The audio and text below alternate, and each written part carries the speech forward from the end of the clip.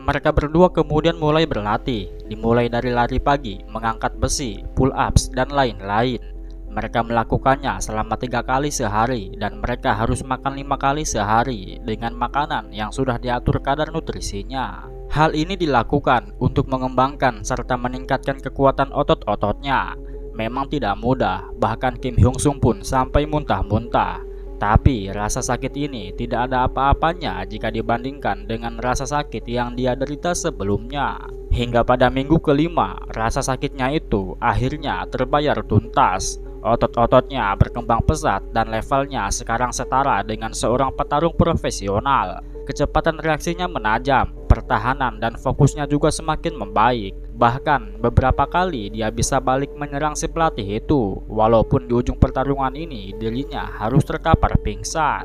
Saat pertama kali melawan si pelatih, dia hanya bisa bertahan dan sama sekali tidak bisa melayangkan satupun pukulan. Tetapi kali ini berbeda, bahkan si pelatih itu sampai harus bertarung serius untuk membuatnya pingsan. Dan jika latihannya terus dilanjutkan selama setahun, mungkin dirinya bisa mengalahkannya. Liburannya ini bukan hanya tentang berlatih, tetapi juga memastikan semua rencananya berjalan sempurna. Pada malam hari, Go Changbum sempat mendatanginya. Dia melaporkan kepada Kim Hyung Sung bahwa semua tugas yang dia suruh sebelumnya sudah selesai. Sejumlah tanah berhasil dia beli di daerah Sejong City dan Daesan City. Menurut Kim Hyung Sung, nantinya di daerah tersebut akan dibangun sebuah taman industri berskala besar.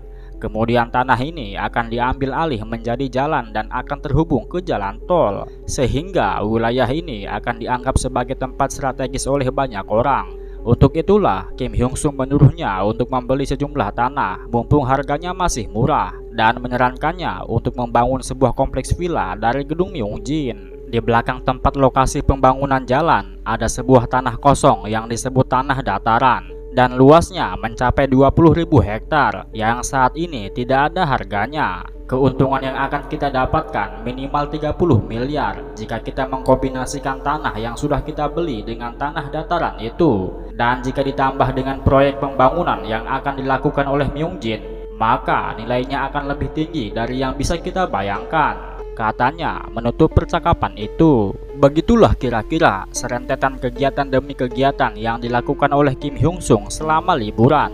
Hingga musim semi datang dan kehidupan sekolah pun kembali dimulai. Pada awal masuk sekolah, Kim Hyung Sung berkata kepada para anak buahnya bahwa dalam 6 bulan ke depan, dirinya akan membuat semua sekolah SMA di Daesan sama seperti SMA Sionil, yang artinya dia ingin memberantas para preman dan para pembuli. Bai Seng Ho dan rekan-rekannya keringat dingin. Bayangkan bagaimana caranya mereka bisa menaklukkan seluruh sekolah di Daesan. Lebih buruk lagi jika SMA Sionil yang mencari masalah duluan, maka merekalah yang akan menjadi musuh nomor 1 di publik. Tetapi Kim Hyung Sung tak memaksa. Dia malah menjadikan kesempatan ini sebagai ajang perburuan. Dia akan memberikan 500 won untuk siapa saja yang bisa menaklukkan satu sekolah dan akan memberikan bonus 100 won untuk orang utama atau MVP dalam penyelesaiannya. Sama seperti sebuah game, Kim Hyung Sung membuat hal ini menjadi semakin menarik dan siapa saja boleh ikut bergabung ke dalam misi tersebut. Suatu hari di dalam sekolah SMA Sionil sendiri ada sebuah kejadian lucu di mana ada seorang siswa murid tahun pertama yang tak percaya dengan rumor tentang Kim Hyung Sung. Dia tak percaya jika Kim Hyung Sung itu kejam. Dia tak percaya jika Kim Hyung Sung membuat 3 orang masuk ke rumah sakit, dikeluarkan dari sekolah, membantai Sing Yeomin sendirian dan membuatnya masuk ke dalam tahanan. Dia benar-benar tidak mempercayai semua rumor yang beredar itu.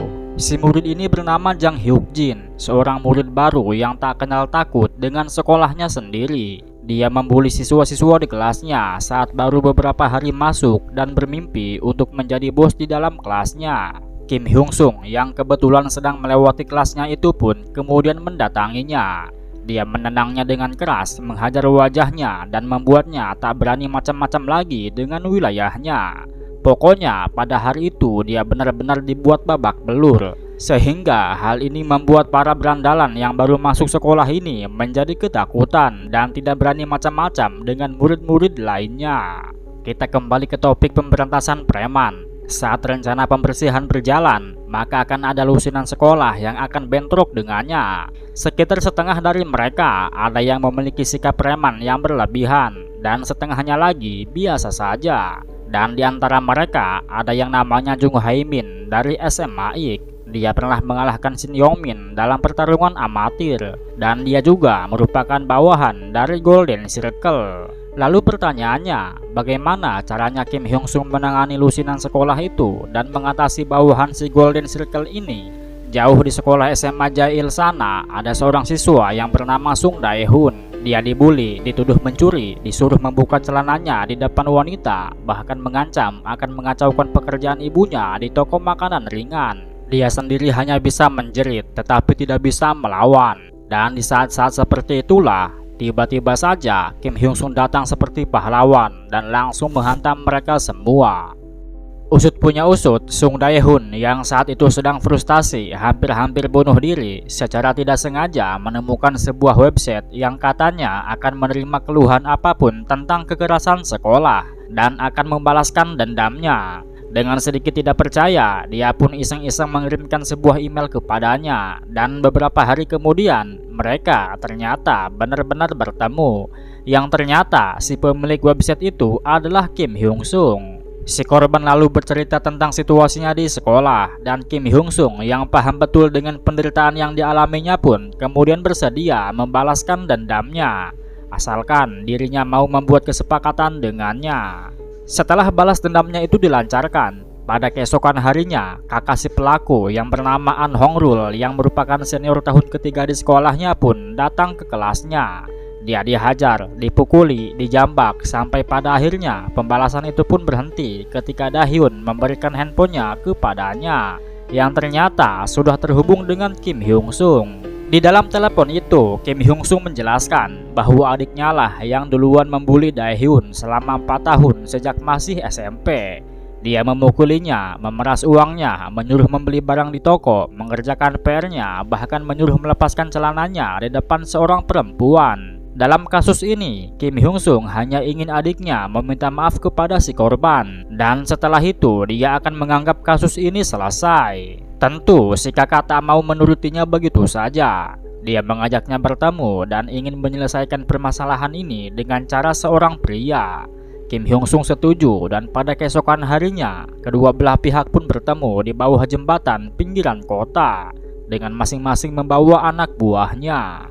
Pada pertemuan antar geng sekolah ini, sebenarnya Hongrul sedikit melunak.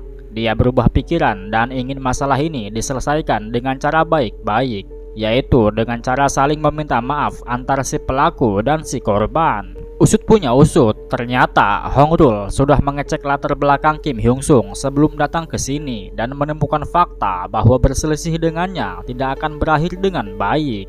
Alhasil, dia pun menyuruh adiknya untuk meminta maaf kepada Dahyun, dan Dahyun yang sebelumnya sudah dibisiki oleh Kim Hyung Sung pun memberinya dua pilihan. Akhiri masalah ini setelah si pelaku berjanji tidak akan mengganggu hidupnya lagi, atau membalas dendam atas apa yang telah si pelaku perbuat. Tentu saja si korban memilih yang kedua, dan disinilah titik awal di mana peperangan antara dua geng sekolah itu pecah, yang dimana peperangan ini diawali dengan dipukulnya si adik sampai pingsan oleh Kim Hyung Sung secara sengaja. Si kakak yang melihat kejadian itu pun murka. Dia langsung memerintahkan anak buahnya untuk maju berbarengan dengan pasukan Kim Hyung Sung yang juga maju untuk menghadangnya. Segenap pasukan dari batalion SMA Sionil yang sebelumnya sudah diiming-imingi imbalan uang pun nampak bersemangat. Mereka berlomba-lomba menghajar musuh sebanyak mungkin demi mendapatkan gelar MVP, yang padahal jumlah pasukannya berbanding jauh dengan jumlah pasukan SMA Jail. Tetapi dengan semangat dan tekad uang yang mereka miliki, perbedaan jumlah itu tak mempengaruhi jalannya peperangan. Akhirnya, peperangan yang disebut dengan peperangan jembatan lautan api ini pun berakhir ketika Kim Hyung Sung berhasil mengalahkan komandan musuh dalam duel 1 lawan 1. Kim Hyung Sung yang sebelumnya sudah merekam percakapan mereka di telepon pun kemudian mendatangi dirinya yang masih terkapar dan mengancamnya untuk jangan menyebarkan peperangan ini ke pihak lain, atau tidak dirinya akan dikeluarkan dari sekolah dan diburu ketika di luar sekolah. Dan sebagai balasan atas terlambatnya jawaban yang dia berikan, Kim Hyung Sung memberinya hukuman dengan mencopot gigi depannya hingga berdarah-darah. Menurut keterangan, hal ini disaksikan langsung oleh anak buahnya dan saat itu mereka mengaku merinding ketika melihatnya.